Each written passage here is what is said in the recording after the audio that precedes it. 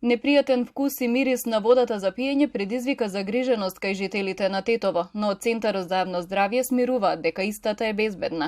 Вакви промени во квалитетот што се случуваат неколку години наназад во есенскиот период, стручните лица ги поврзуваат со гниење на вегетацијата во површинските води, што се дел од лесничкиот систем.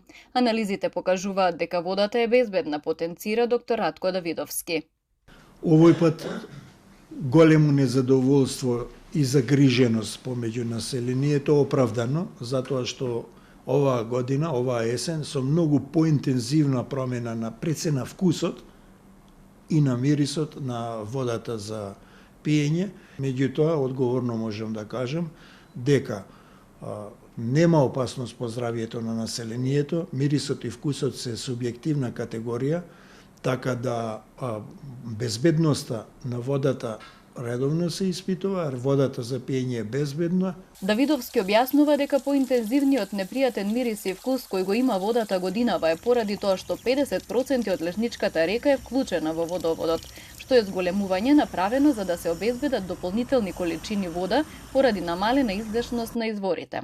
За да се превенира ваквата состојба треба да се користи активен јаглен. Да се кондиционира мирисот и вкусот, само два методи се докажани дека тоа е озонирање и со активен јаглен.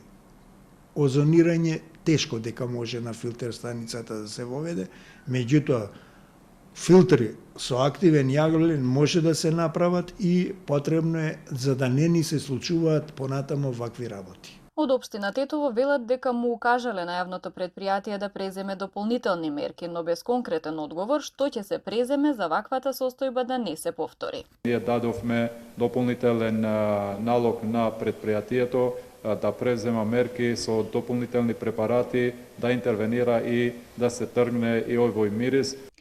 Минатите години ваквата состојба се надминуваше со засилено хлорирање, а според досегашните искуства непријатниот мирис и вкус исчезнуваше за неколку дена.